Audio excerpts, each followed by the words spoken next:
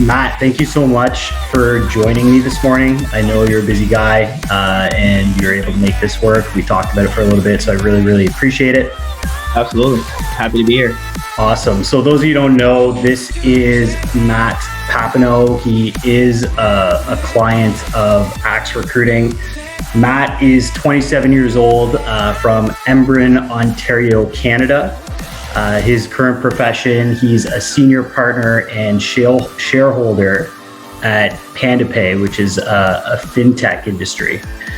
So Matt, welcome to the Axe Recruiting podcast. Again, appreciate you taking some time to hop on here with us and interview and give our listeners some insights into who you are, how you got started, and what brought you about to the position you're in today. So welcome. Absolutely. Excited to be here and excited to jump into some different topics with you.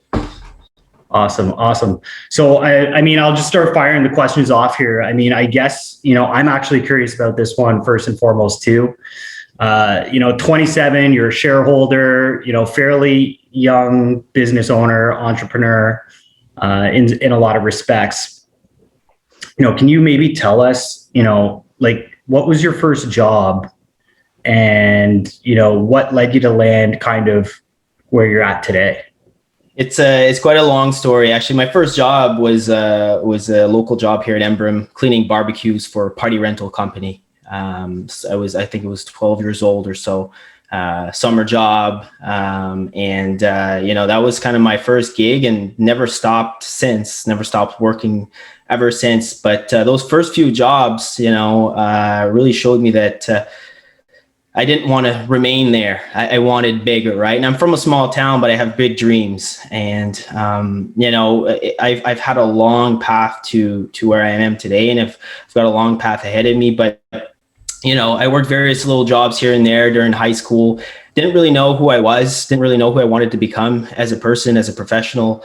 I played sports, I played a bit of hockey, but I was never really invested into something. I never really put my entire energy into anything I was doing. I played hockey house league and wanted to be an NHL player. I could do a kickflip on the skateboard and wanted to be a pro skater. So I always had these big dreams, but I never really gave myself to anything that I was doing because I guess the passion just wasn't there.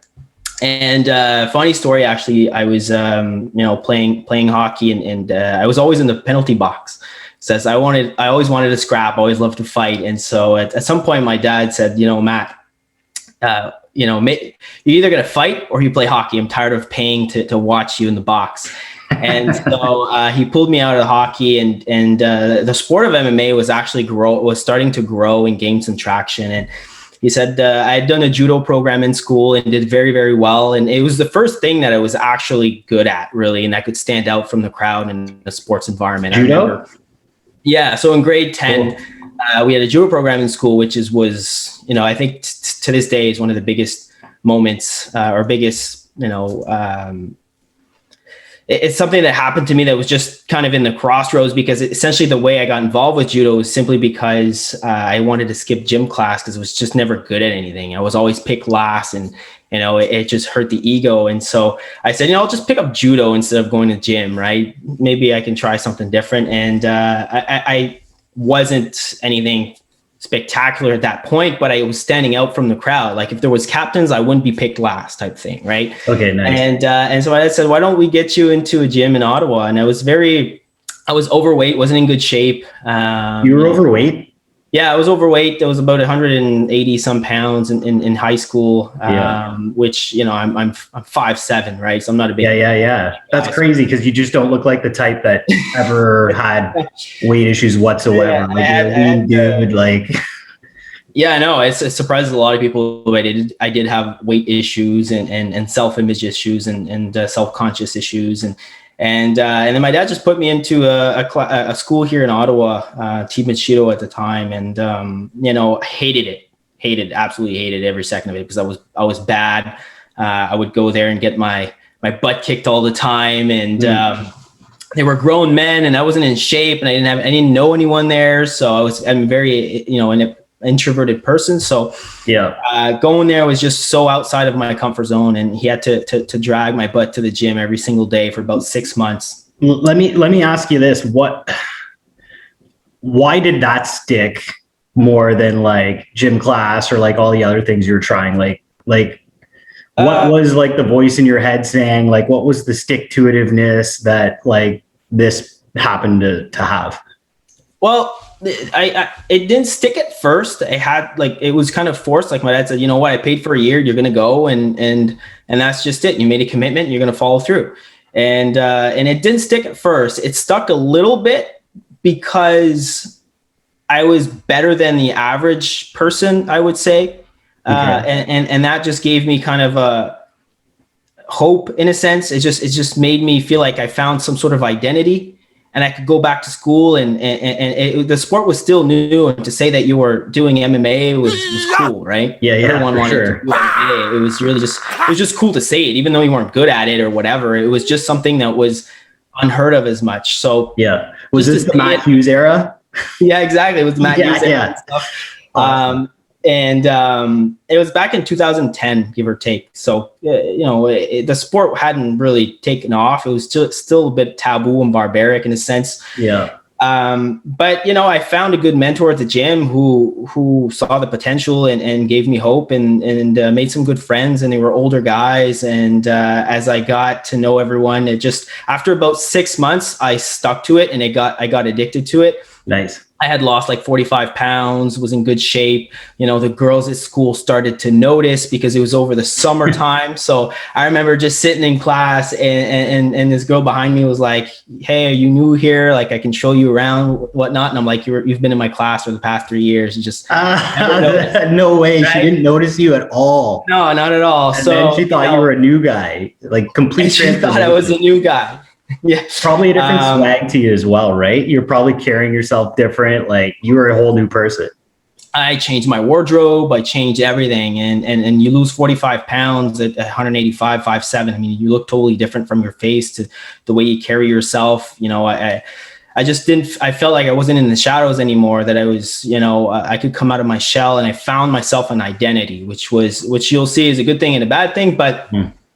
I got into the sport of MMA and quite heavily started to compete within my first year. So at 16, I had my first amateur MMA fight. So my mom had to sign the waiver and everything. It was, there was an article, I think it was in the Ottawa Sun or whatnot. And a lot of people were kind of giving my parents shade because of how barbaric the sport was and whatnot.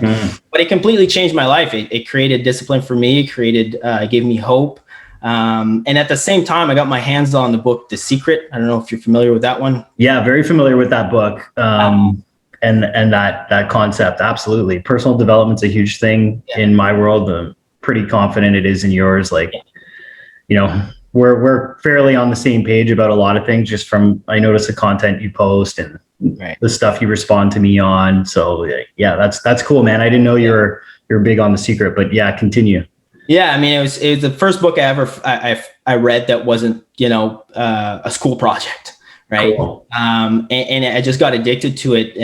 I wrote them a story and they published it on their website, and I had like tons of people reaching out to me one day on Facebook. I had no idea what was going on. That was my first step into personal growth and personal development, which I added to sports. I added to my sports career because obviously in mixed martial arts, especially, everything's in the mind, right? Like performance, we spend so much time on performance and gym and working out, the body, but the mind is the most powerful tool you have in life, but in sports, especially in the mixed martial arts world, because I was scared shitless going in there. I was 16, the guy was in his 20s. I was a young kid in front of people. You're just very, very vulnerable. And before every fight, I would just, would shake. I'd be, what am I doing? What am I getting myself into? Wow. Why do I do this to myself? Right. Wow. So that conditioning with your mind, that constant battle is just something I had to learn to deal with.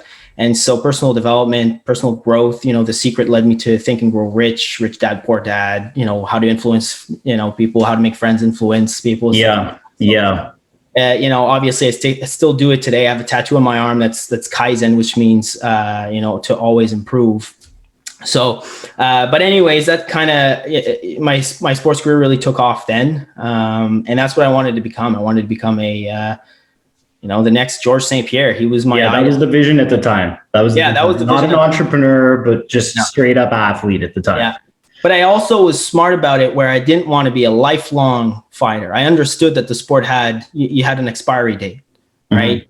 I didn't want to, retire punch drunk or retire with tons of issues and whatnot. I wanted to use the sport as a propeller, as a way to create that foundation to, build a brand, build a name for myself, and then, invest and build on top of it. Just like, George St. Pierre did. He was one of my biggest idol and biggest role model at the time, both professionally and personally. So long story short, I competed a lot up until the age 18, won the championship belt in our local shows here, and made my pro debut at 18. And this is wow. Awesome, man. Things got interesting.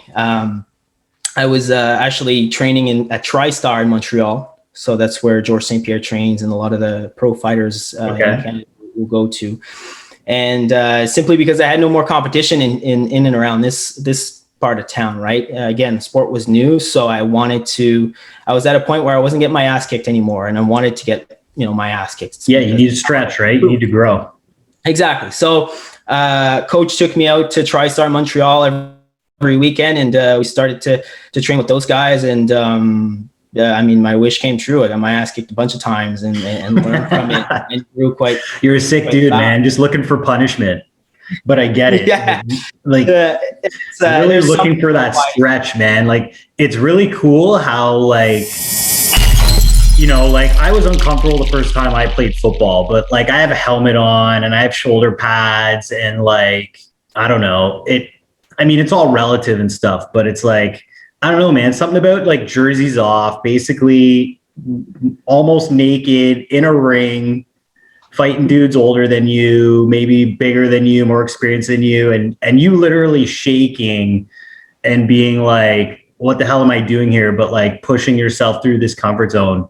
That's a very mature thing to do at that age, because that's where all the growth is made and accomplished, right? This is like you said, laying that foundation and going through that transformation. I had no idea you were a pro. I had no idea you were training at a St. Pierre's gym and stuff like that as well, which is crazy to me. Yeah. So yeah, just a lot of growth, setting up this foundation. It's very impressive, man. Well, it got me outside my comfort zone. That's kind of where I understood that being outside your comfort zone is very important. Because I was very, very uncomfortable. To me, it didn't get any more, discomfort than being in front of people and this guy across the room from you is legally there to take your head off, right? Yeah. But it just got me when my song came on, and I just learned to get into that flow state. I just learned to get into that, okay, it's business time now. It's time to perform. And most of my fights at the end, I'd be like, did I win? What happened? Just this rush of adrenaline, this pure feeling of just being in the moment that I was just addicted to it. And like I said, I built myself an identity with the sport that I just couldn't let go. And when I started to go at TriStar, at the time, there was a guy, his name was Miguel Torres. He was fighting in the top, he was ranked top 10 at 135 pounds in the UFC. And we went for a couple rounds, and he said, hey, would you be interested in being in my camp? I need to have a mirror. You match the style of my opponent.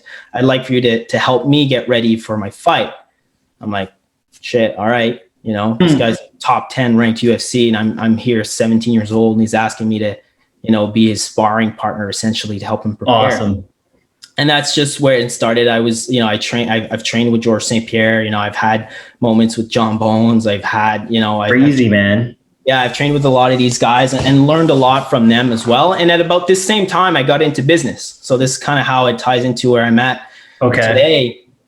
At age 18 in Ottawa, we're all legal to party in Quebec, right? On the So you can get drunk in Canada, in Quebec at 18, for those of you who don't know. Many people who live close to that area in the Ontario side would make that commute for those purposes, including myself.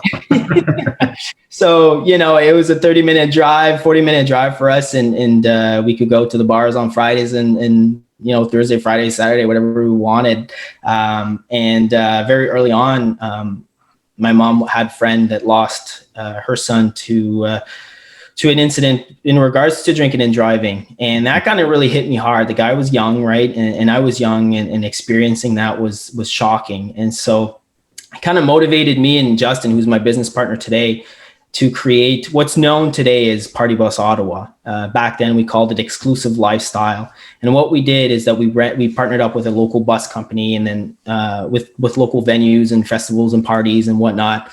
And then we would promote their events and shuttle people to them. So basically the motto was, let us do the driving. Yeah. What year was this? Because I've definitely gotten on a party bus or two back in the day. I believe it was 2012 that we started, 2011, 2012. Okay. We got started. Cool. We do multiple stops. I mean, it's much bigger today. It's, Justin runs it with his partner now. I am completely out of the picture at the time because of the athletic stuff. I just figured, I want to concentrate on that instead of, the party lifestyle. Yeah. But he kept going at it. Today it's known as Party Bus Ottawa and Shuffle Shuttle, which they've purchased a few years back.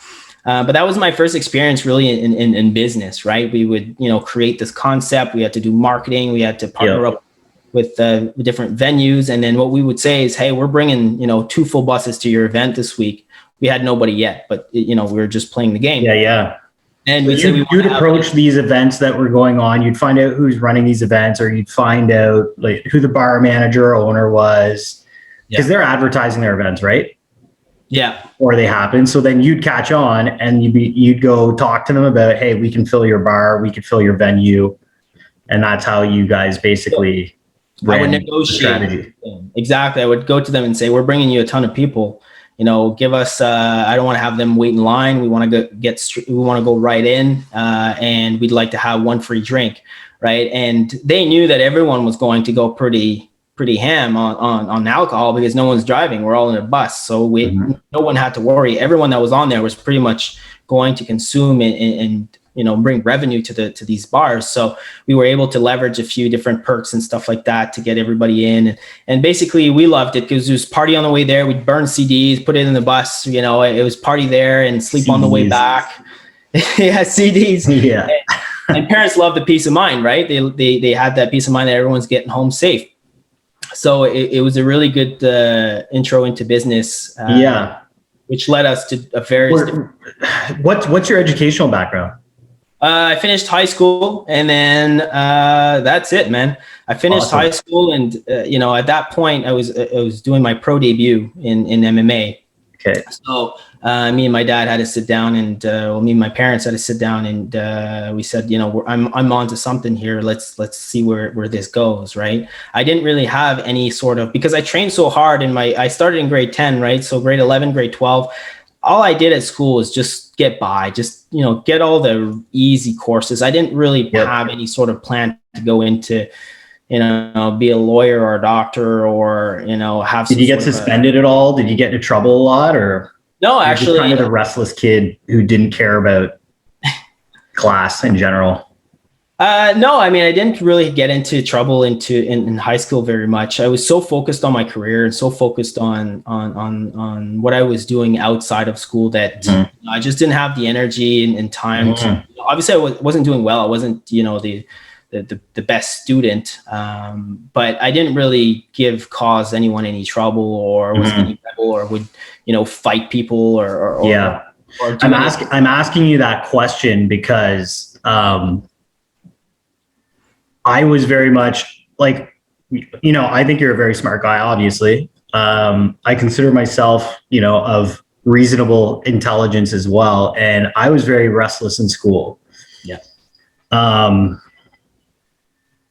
The formal learning process and like, why are we sitting down to learn exactly this? Like, this does not really translate into my life, or, like it just, so I'd scrape by and pass, or I'd cram and like pass and get good grades. And sometimes I wouldn't, but it was just really like, I don't know, man, I didn't have the same outside focus as you. Like, you were very disciplined and mature about MMA at the time, which is fantastic. And I played sports outside of school as well, but I don't think I was like laser beam focused. Like, I'm going to go pro at anything. Yeah.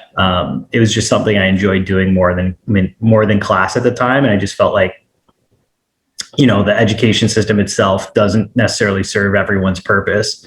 And some people know that, but they don't really understand what it is. And then you're made to feel like, you're a bad student or you're not smart or all these other things, but it's clearly not the case, as you're an example of that. But yeah, I just wanted to, Well, yeah, the topics didn't stimulate me at all. Yeah, I just want to highlight on for some listeners, man, because Matt here has high school, and he's a business owner, entrepreneur. Clearly, there's a theme here of getting clear about what you want and moving in that direction with discipline and focus, not just motivation, because motivation can be fleeting. But just having the discipline to follow through with your commitments is, something I'm noticing about you as a person. And I think that's why at 27, you're at where you're at. But I guess I was curious to ask about your formal training or academic background, because starting a business isn't easy, even if it's a party bus business, right? There's still legalities and implications involved. So I guess for like listeners who are trying to move in a new space, whether starting a business or trying to break into an industry with only high school, or, like how did you navigate this? Like, can you maybe kind of talk about that process and how you, I guess, naturally or innately figured out really how to do business? Because, a lot of people are sitting on ideas or, hey, I want to break into this industry or start doing sales in this or start doing this or that. Do I need to go back to school, or I want to start this business, but they don't know where to start. Everyone's sitting on ideas, right? Yeah. Maybe you could walk us through kind of some of those steps you took to get there, and then we could talk about the evolution of your entrepreneurial journey as well. Yeah, no, for sure. I think the first thing that I'll say is that I'm a huge fan of education. I'm not the biggest fan of the formal part of education because I don't think it fits everyone. But I'm not someone that says, you shouldn't learn, or you shouldn't, education to me was everything, but it comes in many forms. Mm-hmm. And so for me, the first resource was books and internet. I mean, we live in the tech age where information is at our fingertips, right? I'll give you an example. I'm doing an MBA as we speak, but I don't get a certificate from it. I don't get anything from it. I'm just doing it online. I found a course online. I found a teacher that, is selling this program, this MBA that she teaches, and you can basically get it for a few $100, and it's the same content as you would probably get going to school and paying massive amounts of money for it. Yep. But you just won't get that piece of paper that says you got it, right? Yeah, that's all it is at the end of the day. That's all it is. But education is at our fingertips. And for me, to learn business, the first thing I wanted and the first thing I learned was to surround myself with like-minded individuals. Because, if you hang around with 5 millionaires, chances are you're going to be the sixth, or at least you're going to be, doing well or close to it, right? Mm-hmm. If you hang around with 5 criminals, well, chances are you're going to be the sixth one. So surroundings and surrounding yourself with the right individuals was always something I learned very early on. So, I did a bit of multi-level marketing as well when I was in high school, because it was such an easy way to get into business at a low barrier. And although I'm not a huge fan of the model anymore at the time, I realized the lessons that I've learned from it, which was a lot about personal growth. So I picked up a couple books, which obviously, gave me a lot of insights on business, on finance, on how to sell, how to communicate.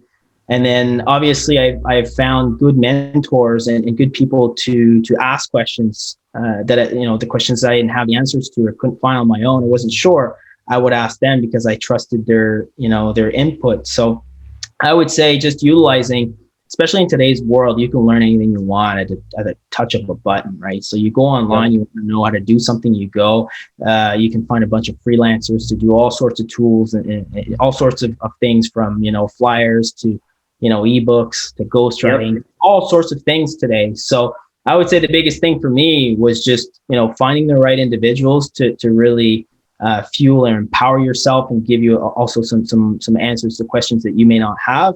And then go online and explore the world, explore the content that's out there, because it's limitless.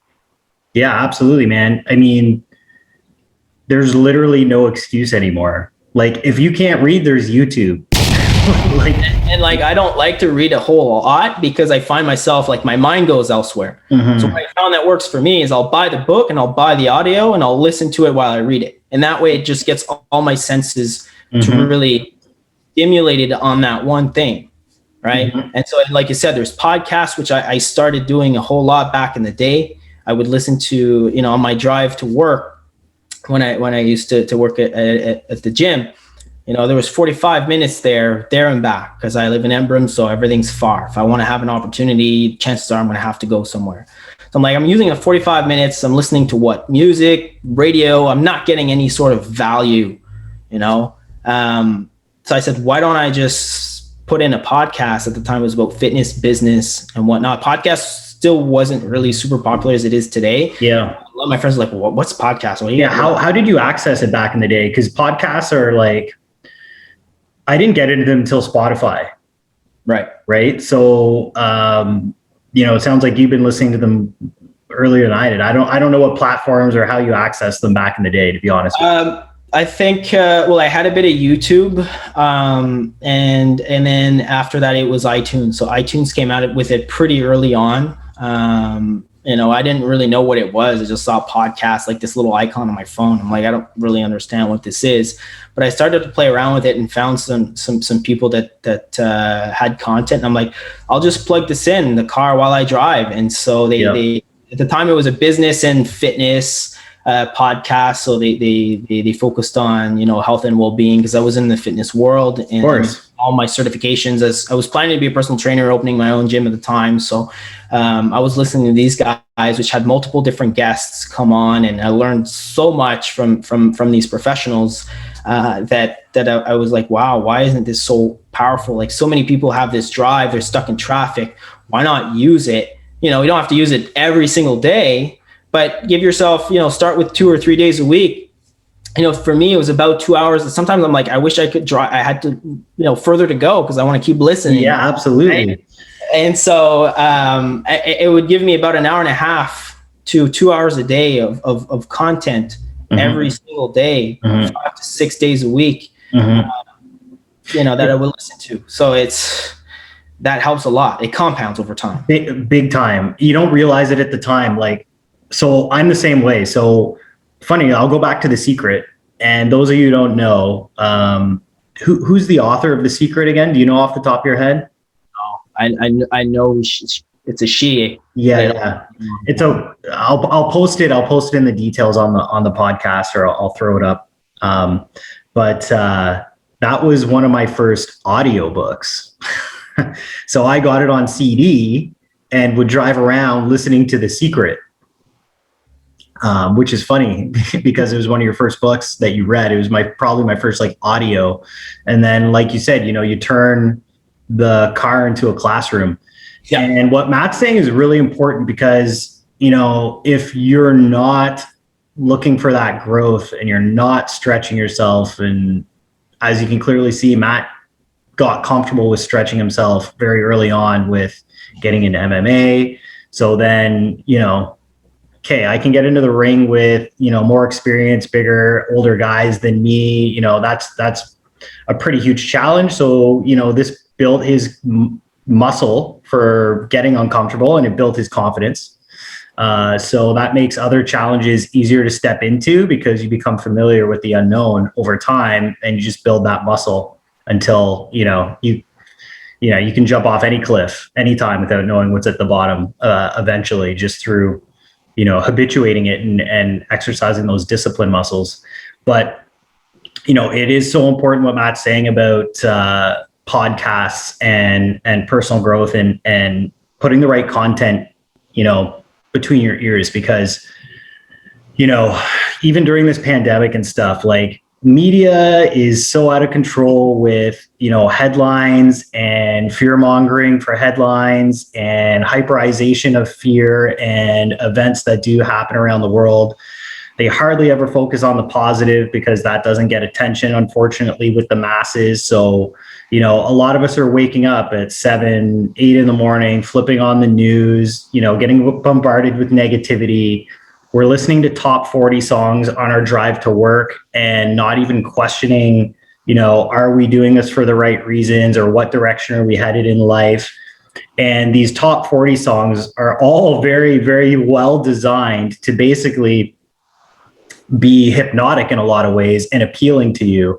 And there is really a formula to top 40 songs that really just kind of get people more or less hypnotized, and like they just like the rhythm, and you get into this rhythm. But what I've noticed when I don't listen to top 40 or the radio or music, and sometimes I listen to music, don't get me wrong, sometimes I want to be in that state, right? And some stuff pumps you up or whatever. But driving even without anything on is interesting. And I experiment with that as well, because when I'm going from point A to point B with zero sound, it's interesting where your mind will go. Yeah. And we're always used to being stimulated all day long, right? From TVs to audios to, your mind's always going. That's why I think meditation has gone through the roof in terms of popularity, because it gives you time to slow down and think, which is, something I've realized. And I don't know about you, but, during the COVID, we're still into it, of course. But I mean, during the peak of it, and these lockdowns and these fears, and especially at first when you weren't sure what was going on, and you didn't know if there was certain, like, we didn't know what we were dealing with. And so everyone was kind of really, really scared.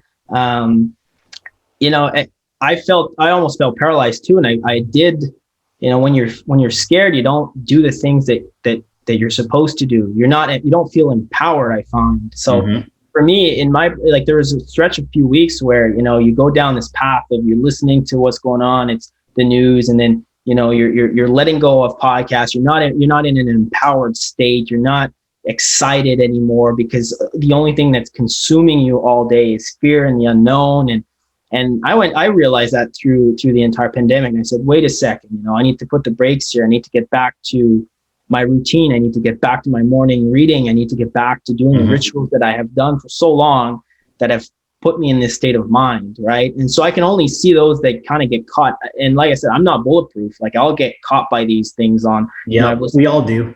Yeah, on the Facebook, Netflix documentary, it's made to just consume you. It's scientific. That's why they gather all this data. People's like, well, what are we going to do with this information? Yeah. Well, we're the most documented human beings in history right now. Yeah, they know exactly how to make you tick, when to, what type of content to, to stimulate you or to keep you scrolling, and it's just, I've realized that throughout the pandemic, and those that don't realize it and stay there, or who have been doing it for so long, I can only imagine what type of a state, and I can understand why there's such an epidemic of depression and anxiety in society today, because, even for someone that's such that I like to think that I've got a strong mind, I was feeling vulnerable during some of these times where I'm like, if someone doesn't have that foundation, or has other issues that they're dealing with that simply amplify it. Yeah.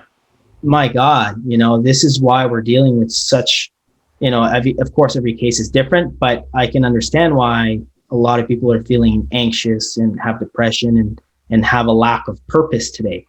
100%. I mean, if you don't have the tools and you're not aware that these tools exist for whatever reason, your environment, upbringing, not being around the right people, you're going to find yourself in a very paralyzing situation when stuff goes wrong, because we've worked for years to develop these tools and habits that work for us to make us productive and move in the directions we want to, right? And like you said, we still get thrown off. Things happen, right? Life happens, and everyone gets thrown off. The important thing is that you come back. And you can get yourself back to balance or center, and having that right dialogue with yourself, to be positive and keep moving forward in a proactive and beneficial way to yourself and your life. But if you don't have these strategies and tools, like you said, it's going to be debilitating, and you can spiral, right? Because there's just no life raft to get to or anything like that whatsoever. So, for those of you listening, don't be reactive in life, be proactive. Don't be reactionary to how things are happening around you and happening to you.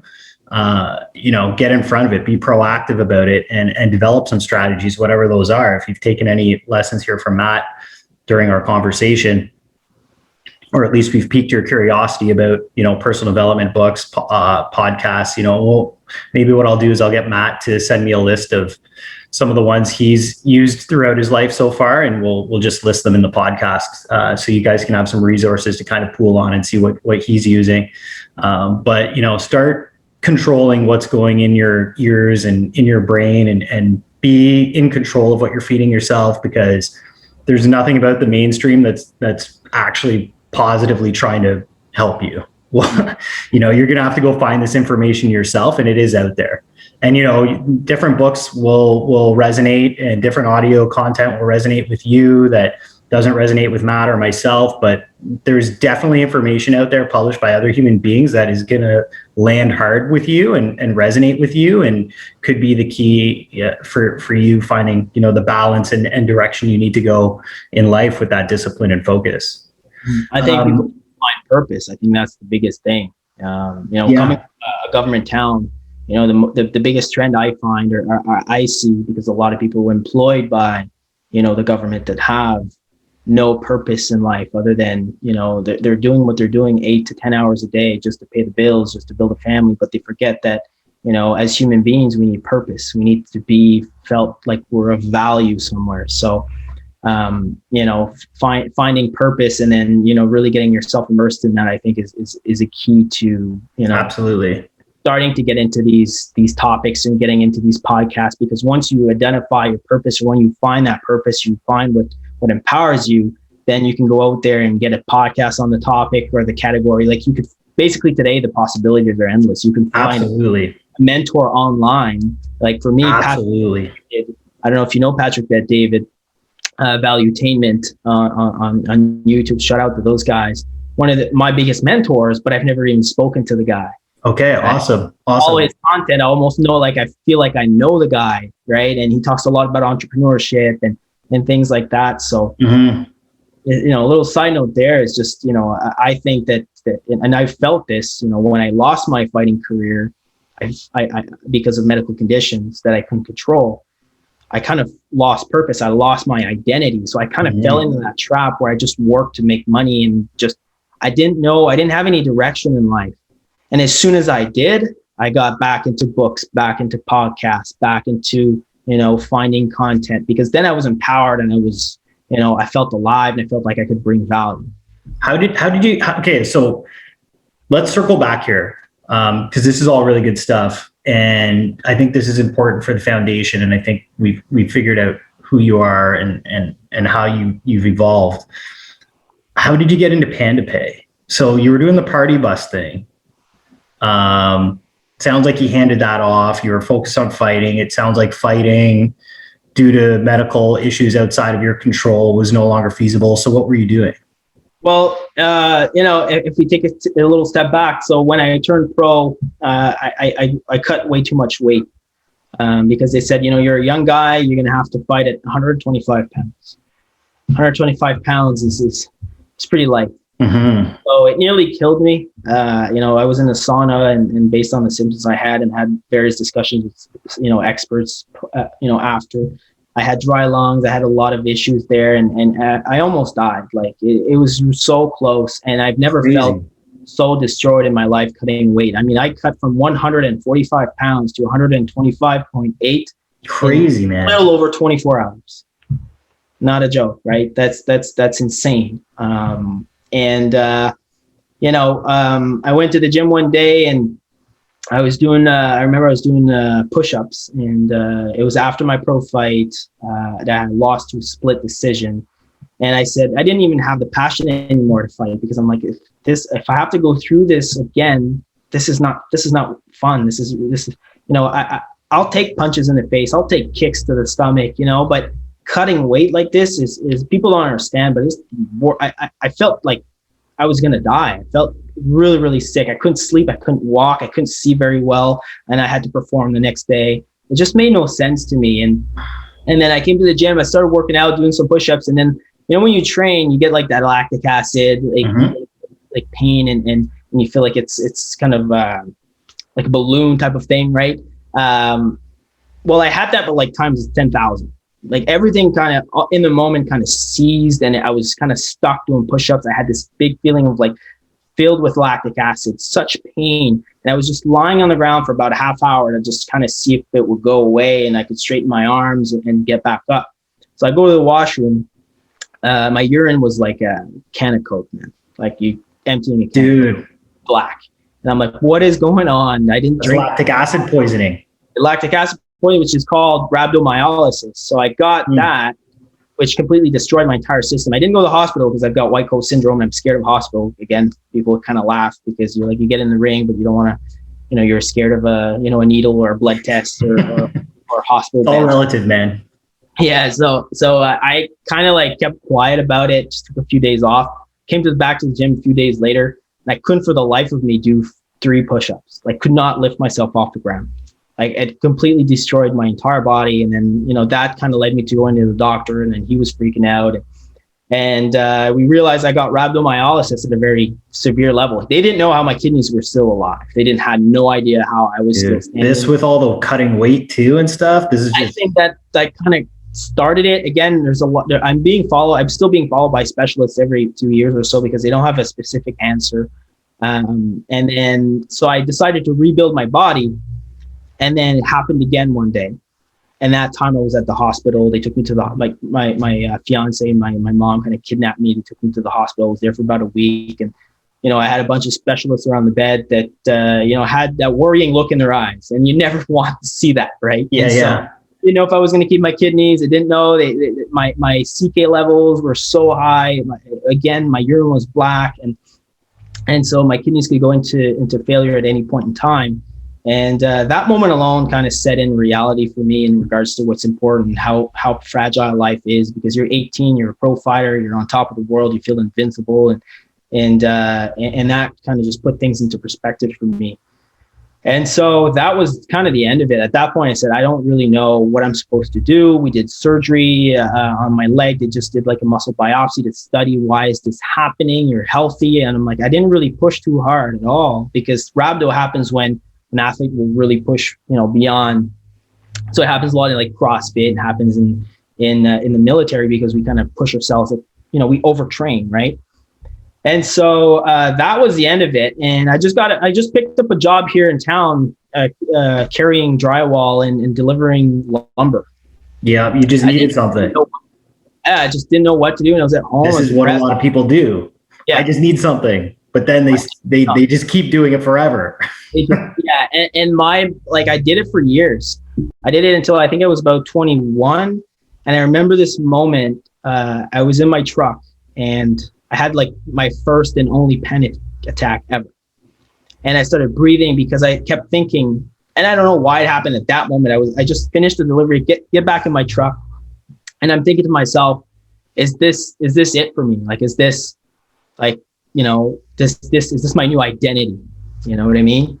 Like I walk into a place now, I'm not known as Matt the Fighter. I'm not known as, someone that's going somewhere. Like people are not noticing me as much. It's like, there's no type of good feeling about talking about what I do on a day to day. Almost like I don't want to, like when someone asks me like, hey, what do you do? I used to say, yeah, I'm going into the UFC. I'm going to be a champ, and things like that. Now it's like, I'm delivering wood, working, minimum wage. So it was just really deflating for me. And I had this panic attack in my truck. Like, is this it? Is this where the line is drawn? Like, is this the best I have? Mm-hmm. After doing it for years, and I'm like, I had no direction. I had no sort of plan in place. And that kind of just, I said, screw it. Like this is a sign I have to take the first step towards something better. I didn't know what, but I decided it was fitness. I'm like, I enjoy the gym. I enjoy teaching. I used to teach a lot. I managed the gym while I was, a pro fighter, just to make a bit of money, because, at the start of being a professional athlete, you don't make a whole lot of money, right? Yeah. And so I was teaching class, and I said, I like teaching. I like being in the gym environment. So let's go down that path. So I applied for a managing job at a gym, got it. And that's where I learned sales, presentation, We did, it wasn't an athletic environment. This was in a weight loss gym mostly for women and parents, an older demographic, because the gym was priced at a certain price point to avoid the young guys. It wasn't just like a Good Life where you could just go and do your own thing. It was boot camp based. It was class based. Gotcha. Yeah, exactly. It was a boutique gym, and I learned how to sell. I learned how to talk with people. I learned how to present value to individuals, and I loved it. And so I started getting courses on personal training. I had no intention of being a personal trainer because I realized that it wasn't scalable. I realized that you only have a certain amount of hours per day, and if you're not there putting those hours in a day, that the business, like you don't go anywhere, right? If you could only raise your price if you want to make more money. It's not like you can do 20 clients a day because you don't have 20 hours to give. So anyways, I was doing that, learned kind of a lot about marketing. I had a great, the owner of the gym kind of gave me a lot of autonomy, which is a blessing that I didn't really notice at the time, but I noticed today, where I put systems in place to, help him manage the gym. And he gave me a lot of autonomy to do what I thought was best. And a good friend of mine was a founder of Panda Pay. And I was just looking for something different. I realized, fitness, I don't know. I loved it, but not enough, I think, to really scale it and have a business. I realized the model was great, but I learned that it took so much energy. And if you weren't there and if you were the product, it just wasn't, there's something telling me it wasn't the path for me to take and maybe to explore something different. Yeah. And I'm glad I didn't, because I almost opened up my own gym, and I think I'd be out in the streets today, obviously with yeah, COVID. Absolutely. Heart to those who everything happens for a reason. Operations right now. Yeah. So a good friend of mine was the founder of Panda Pay, that we knew each other from Party Bus, because he would typically do parties and I would promote people to them, and so we got to know each other. Gotcha. And I reached out to him on Facebook, and I still have the messages today. And I said, hey, are you guys looking for, like, what do you do? What's your company? Are you guys looking for anyone to kind of help you guys out in Ottawa? And he said, hey, Matt, like, are you interested? And I said, well, I mean, I don't know what you guys are, I have no idea what you guys are doing, but I'm interested in a career shift. I'm interested to for a new adventure, just to learn something different. And you guys seem like you have it, put together. And I knew him, and I knew what he was capable of, and I knew that he had similar dreams to me and similar values. So I said, "There's something maybe we can explore here." And so, anyways, he showed me. He said, "Okay, well, we have a training in January. You want to be a part of it?" And I said, "Sure, let's do it." So I do the training. We first start in a small little conference room thing, and then he talks about cold calling, which I'm like, that's one of the things I said I would never do. And everyone says that. I know, yeah. They've done it. Like everyone's answers, like, I'm not into that at all, Yeah, and as soon as he said that, I'm like, oh shoot. I'm like, so you can't like give me leads, because I'm good with that. I'm good with presenting, and I'm good with leads, because the gym owner would be really good at marketing. He would bring in leads that I would contact, but then like I didn't have to go out and knock doors and see people face to face that had no idea why I was there, type thing. So yeah, that really caught me off guard. And I'm like, I don't know if I can do that. And then the second part of the training, I was with a bunch of guys, and they were really sketch. And they were complaining about the drive to the conference room, and they said, why don't we just do it in my garage at my house? And at the time, the training was pretty much for them. Like they had a bunch of those guys. I was just kind of like an intruder. I'm like, I'll just tag along, but they had a whole team put together. On the wall, wanted to see what it's all about. Yeah, there were a bunch of guys in real estate, and they knew sales. They knew like they already had like ideas of clients in their mind. I didn't even know what we were doing there, so it was kind of based around them. So they moved the training to this guy's garage, and they were smoking shisha in there, and it was so sketchy. I'm like, what am I doing here in the middle of the winter? Is this another MLM pyramid scheme? Or? Yeah, I'm like, what is this, right? And I brought my partner Justin for the last couple of days, and he thought we were selling credit cards and whatnot, and so anyways, it started there, and then we said, why don't we just let's just start as clients with your Party Bus thing, just to kind of see the experience and see what they're all about. So we started as clients. And then we said, okay, well, we'll talk. What we'll do, because I was still working. I had no intention to quit my job right now because I worked in the evenings, because fitness is very heavy, either very early mornings. Yeah, absolutely. I was in on the evenings. I said, Mark, who was the founder of Panda Pay at the time, I said, we'll get started. We'll help you. We're from a small town. We have a lot of connections. We'll pass the word along, and give us a commission on whatever, right? Like just as a referral agent type thing. And so we just started there, and I would work in the mornings with Justin, who's my partner today, and we were starting to get a couple clients in, and nothing too serious. He was during his summertime, so he was at university at the time. So it was good timing for him, and he never liked to work for anybody else either. We both worked at the Bytown Lumber, and Kyle, who are all three of us are basically running this business today. Awesome. Ironic, but so that's kind of how I got started. Things just kind of snowballed. We got a couple of clients, they talked to each other, and then we had the first Fiddler Retreat, which is a retreat we do every year in the middle of the summer with Panda Pay, and that's when I got to meet the other ones and the other agents, the other advisors, the founders, and even Ben Lulu came by and dropped in. I don't know if you know Olivier Ben Lulu, who's the owner of Prestige Auto in Gatineau. Okay. And he was like the CEO of Ideal Protein. Okay, yes. So those guys were all there, and he showed up in a Rolls Royce, Nice. at a cottage, and I got to meet CEO Max of Panda Pay, and they just spoke to me. They just talked about where the company was going, what their goals were, and they were just empowered individuals. And I'm like, I want to be a part of this seriously, Mm-hmm. And at that retreat, I sent a text to my boss. I said, I'm giving you my 2 weeks. I'm going on my own. I'm going to try and do this with Panda Pay. And I jumped in and did it. I mean, my first year, I think I made like 30 grand. Nice. It was me and my partner, right? And so I had my other job that could help me. And then my partner was supposed to go to school because he had a full scholarship put in place. Okay, I see where this is going. And I talked to Max, and I knew we were onto something, right? And so I called Max, and I said, you got to convince him to not go.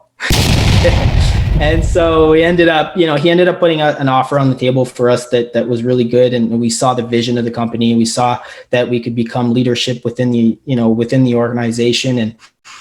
And we just, like a couple days before he went off for his physio scholarship, we jumped ship. We just burned the boats, and we just jumped right in. It's very scary. Of course, I had nothing to lose. I had nothing to lose, really, but he did. His parents and his friends and family were very concerned, and I looked like kind of the bad guy. And I'm like, I hope this works, because that's a lot of resistance to face too, man. Like that's brave, because that's another thing that stops a lot of people is family, friends, people just trying to pull you in the other direction, and they're doing it from a loving place because they absolutely what they know is best from their own experiences. But man, yeah, good for him for breaking through that, because I think that's another place that stops a lot of people for sure. Especially from small towns. Like I said, we had big dreams, but big dreams in small towns, that's a lot of times that's where they go to die, because you speak with these individuals and they'll project their own limitations onto you, right? Absolutely. Where people are like, oh, I wish I would win the lottery. I wish I had a Lamborghini. And I'm like, I'm going to get one, right? Like for me, it's possible, right? Yeah. Do I have one now? No, but I know it's possible, and I work towards it. And their goals are not dreams. Yeah. So there's a big difference of dreaming and having goals that you're putting action to it to work your way towards those goals or dreams, right? So for us, it was a big step. It was a big move, especially for him. And the odds were on our side because we were young. We were dealing in the B2B world. We had no cold calling experience. We didn't really understand all the ins and outs of what we were doing. But we said, we have a passion. We like people. We're trustworthy guys. These guys and Panda Pay have the right vehicle in place and share the same values as me. right? I want to be a millionaire one day. I want to make as much money as I can, but I'm never going to sacrifice or neglect my integrity and my values to make a dollar. I'm never going to take advantage of anyone to go out there and fill my own pockets. Yep. That's just a non-negotiable for me. So if any organization integrity will get you, integrity is sustainability. Yep. And, you can make quick money and dishonest money, but you won't make long money, in the long run. Yeah. Absolutely. We made a lot of mistakes. We made a lot of mistakes that first year. What were some of your biggest failures or mistakes, and what did you learn from it? Well, we made up in price what we lacked in skill and value. We were giving everything away. And because we didn't understand our value, we didn't understand what we were bringing to the table. We weren't confident enough in presenting. We always felt like the little guy because we're meeting with CEOs, CFOs, business owners, and Imposter syndrome. Yeah, exactly. We have like 3 clients, so we have nothing really to leverage, or we just felt like out of place. We always had to like raise ourselves to be at that same eyesight level as them. So we would give away accounts. We would play the price game a lot. We would just give it away.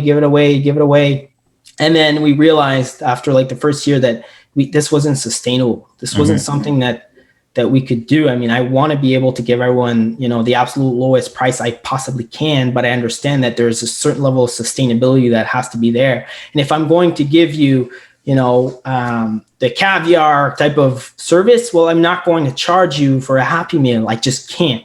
So I have to find that middle where I'm giving you the value that I know that I'm bringing to the table. And then obviously, as I've built my portfolio, as I've gotten more clients, it's built my confidence where now I walk into a room and it doesn't matter if it's a CEO, it doesn't matter if it's a CFO, I am sitting and we're going to be conversing at the same level and we're going to have a conversation. I'm not going to feel the need to, play the price game or to feel like I need to raise myself to your level. I'm going to walk in and meet you where you're at right away. Yep. And that just, I guess that's this experience at the end of the day and just, getting reps under your belt. Yeah. But I'd say the biggest mistake the first year was just really, really giving everything away. And that's just not sustainable for anyone in business. And the second year we've adjusted very slightly. It's not like it doesn't make a big difference to our clients, but it makes a big difference to us as it compounds over time. Exactly. So, Absolutely. And, I just wanted to switch back to imposter syndrome for a minute, because I think that's another barrier for a lot of people that you've broken through. Every Fortune 500, Fortune 100, multi-generational, billion-dollar, multi-million-dollar company started with a guy in his living room or in his garage or what have you. Sometimes what people are looking at is the result of 120 years in business, 50 years in business, 25 years in business, but everyone's looking at the end result and it seems so unattainable. Mm-hmm. And I think it's important to know that every human being is deserving of, being in the room, if you will. If you've built something that actually has value and can benefit others, and, you need to feel you deserve to be in that room, and it's going to translate in the way you transact with people. It's going to translate into you selling your services at the value they should be sold at, and it's going to translate into your customers respecting you. And it's a hard thing to do when you're early on, because you do almost feel like, oh man, like I only have 1 or 2 clients, like, maybe I'll just do whatever I need to do to get this client, and you undervalue yourself. But whether you have 1 client, but you have an excellent service or product, or you have 100,000 clients and excellent service and product, at the end of the day, as long as you're delivering on the value and there is value to be exchanged there, then you deserve to be in that room. And the sooner you know that, the better you're going to do and the faster you're going to move. I think that does come with experience, like you said, Matt, and getting the reps in and, sitting across from people who are bigger fish than you multiple times a week, and, just getting comfortable with that. But, whatever you can do to get through that, sooner rather than later will benefit you for sure. Because like you said, it'll start compounding. One of our executives, one of my mentors in sales anyways, said, you're an actor.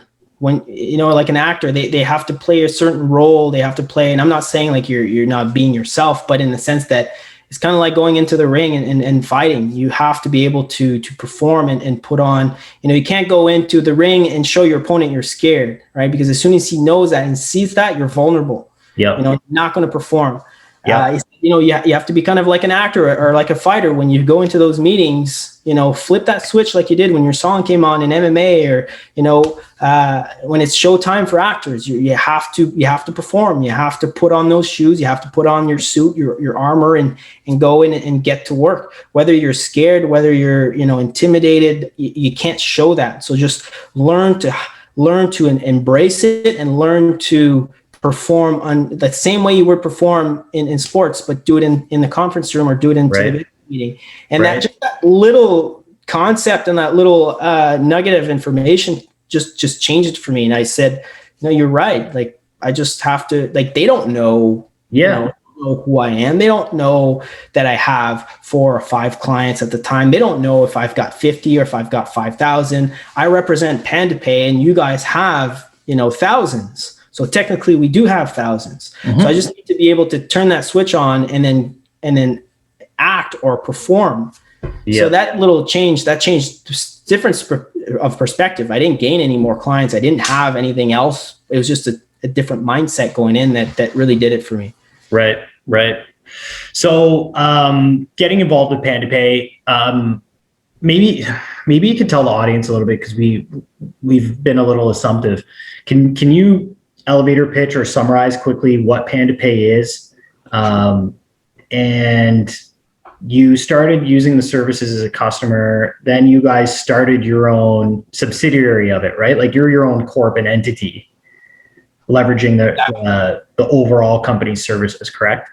Exactly. So Panda Pay, essentially, in a nutshell, we're a fintech company that offers payment solutions and various other solutions to the business world. We're obviously our clientele, our bread and butter is small to medium sized businesses. Why? Because they're underserved. Obviously in our business, the big names, that are tied to the banks, they pretty much run the entire market, right? And they don't give the same level of personal service to their clients. They send you a POS machine. They'll send you a terminal with a 1-800 number, and off you go. There's no education on fees. There's no real time. That you don't have an advisor that sits down with you and explains to you what these fees mean, and explains to you how the industry works. And then that also gives you a direct line to him and his team if there's anything, right? People are used to 1-800 numbers and just being a merchant number. Right? They're just used to that. So what we bring to the table is transparency in regards to the pricing and the pricing structure and what we do. And we bring simple in the sense that we simplify, their statements. We simplify the way that they're charged so that they can understand where our profit margins lie. And then, we're just straightforward with them. We don't play games. We don't lie. We don't, we don't take advantage of them not understanding our industry and profiting from that. Yeah. So we give them the technology that everybody else does, but we also give them a human touch, which is, again, in today's world, a huge benefit. Like when I work with someone, I want to work with someone. I'd rather work with an individual than work with a corporation or work with, 1-800 number, right? Absolutely. I'd like to have someone take care of me for the same price or less. Like it's not like I go in there and I charge them more. I give them more value for less. Yeah. It's funny. My business bank fees and statements, just as a business bank account holder, it's like, okay, like, what is this fee? What is this fee? Why did I get charged this? Why do I not get charged this if I have this amount of money in the bank versus, you know what I mean? Like it's crazy. And you don't even understand half the fees. And that's just business banking. Not merchant services invoicing, but there's a lot of invoices out there when you're doing business where it's like, why are there 3 different setup fees and they're all like acronyms and I don't even know what they mean? I mean, we're all in business to It's make crazy, profit, man. right? We're all in business to make profit. Without profit, there's no point. Yeah. So, being a business owner myself, I use a lot of the services that my clients use as well. And you see the money go out, and sometimes you'd like to have an answer to what those are and why they're there and what type of value are they bringing. Because in business, you either, have to go out there to make more profit, you have to lower your costs or increase your revenue, right? But sometimes lowering your cost is a great strategy, because there's a lot of things that, especially merchant services. Like I have clients that it costs them 10 grand a month in merchant services. So a little percentage makes a huge difference on millions of dollars, right? And that is money that comes right out of their bottom line. Like it's straight profit that if I save someone $300 a month, that's $300 in profit a month that you can reroute to your business and reinvest in marketing, in staff, in whatever you want, in production and so on and so forth. Like I did one a couple of weeks ago. It was $3,000 in savings per month. Crazy. Per month. $3,000 a month in savings. That is huge. So now you've got, $36,000 a year that you can reroute to your business as you see. Yeah. So, and I'm bringing more to the table in the respect of either solutions, technology, the advisor role, and then of course at a lower fee. So that's kind of what we do. We provide business solutions. Payment processing is our main goal. It's the first thing that we started with. Yeah. But we're working towards being a full-on business solutions entity where we provide them with ways to lower costs and increase profitability. So that's kind of what we do. Yeah. So any of you who operate a SMB out there, coming off this pandemic, if you're looking to save $3,000 a month, $10,000 a month, heck, $150 a month, if Matt can help you out over at Panda Pay, reach out. I'll have his info thrown up here as well. But definitely sounds like a good plan going into reopening here. Matt, what advice would you have for someone who want to get into your industry or space? Obviously, you started as an individual contributor. You went out there, you did the cold calls, you closed the merchant deals, you were talking to SMBs, you were moving and shaking, knocking on doors, carrying the bag, whatever you want to call it, making the dials. You started to see a really positive effect financially. You decided, hey, I want to be a franchisee, I guess, right? Or start your entity under it. Now you've developed additional team members, people selling under you. You've got territories and market share. What advice do you have for someone with high school, who wants an opportunity or is hungry like you? Is looking for opportunities like this? How does someone get involved in, if not Panda Pay, but like this industry or something similar? How does someone break in? Well, first things first, you gotta know your basics around communication, right? Because everything we do is asking the right questions at the right time and solution-based selling, which is finding problems and providing value. So if you can't communicate correctly, you're going to be left behind, because our industry is probably one of the toughest ones to sell, because SMBs get bombarded with marketing each and every single day. They get cold calls each and every single day. So you have to find a way to stand out from the crowd and provide them with a refreshing approach, a different approach, for them to even consider doing a sit down with you. So you need to, I would say, like, if anyone's getting into this type of a business, first, you need to understand communication and sales, at least the basics of it. Have a good amount of confidence. You can't walk into these places and have conversations with these business owners, if you have the wrong posture, if you have the wrong tonality, if you have the wrong enthusiasm, because those are all messages that don't deliver, confidence. And I think in our world, in our industry, you're dealing with people's money, right? If I was dealing with your money, pretty sure you'd want to deal with someone that's confident, that's an expert, and that you feel that you have trust, because at the end of the day, those are your dollars. Those dollars are going to feed your family, 100%. Right? And so that's the way I see it. And it's not something to be taken lightly. It's not something that you can't go out there and look for a commission. Right. I think that was the first thing I learned was to always put them first, put their client first. So understand sales, understand communication, make sure that you have the confidence and you have the right posture. And to do that, I mean, it's just about understanding who you are, what value you bring.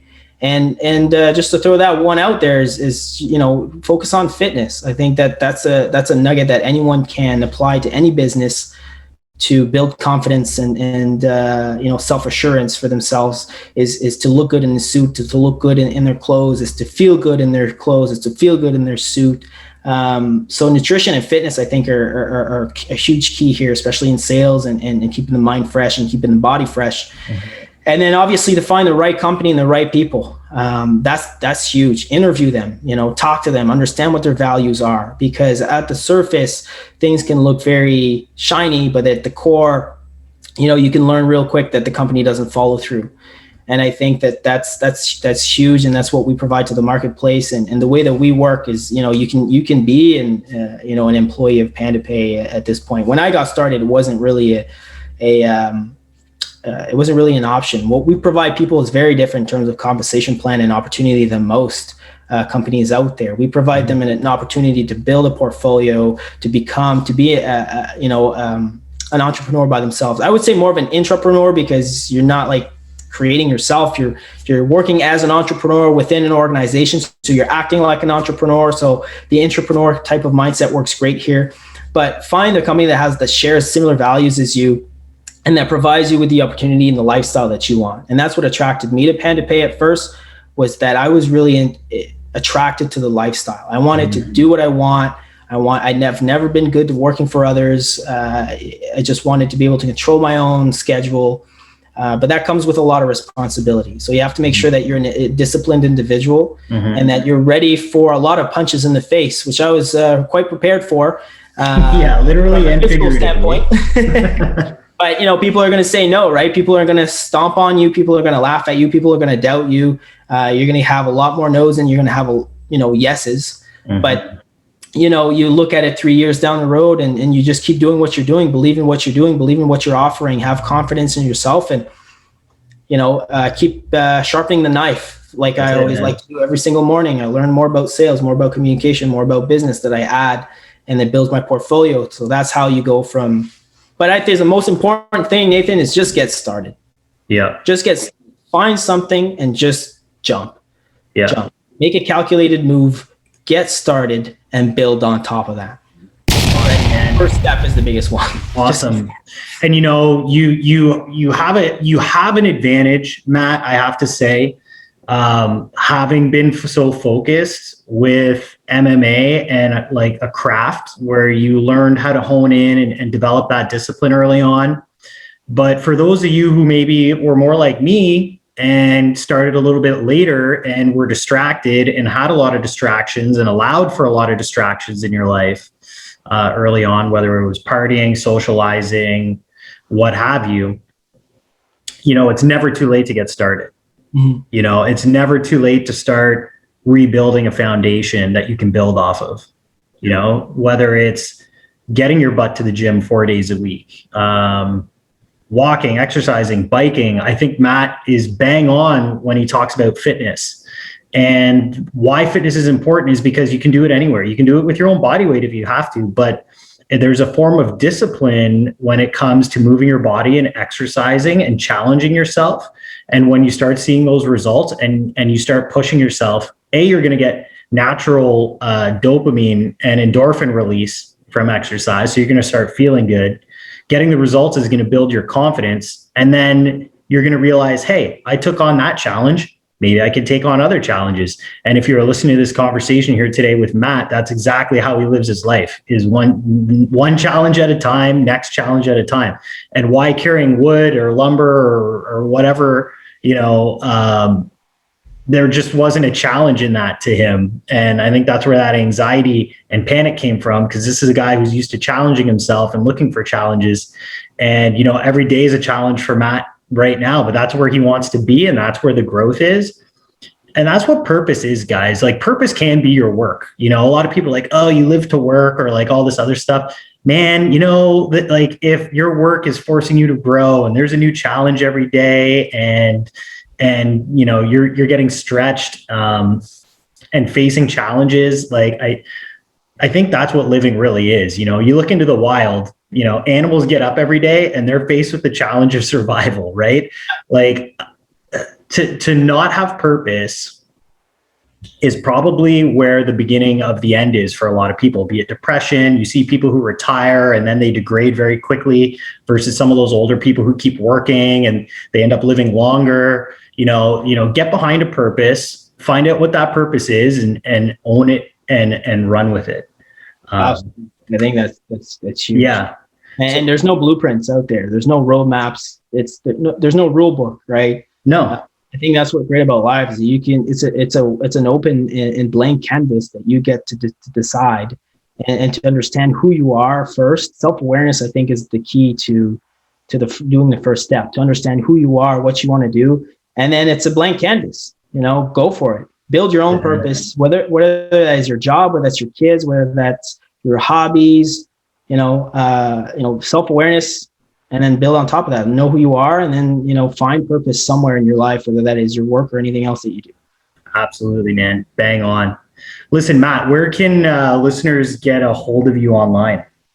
I hang around on Facebook quite a bit, so old school there. I am also on Instagram, so I don't know if you want to put that in the footnotes and whatnot. Yeah.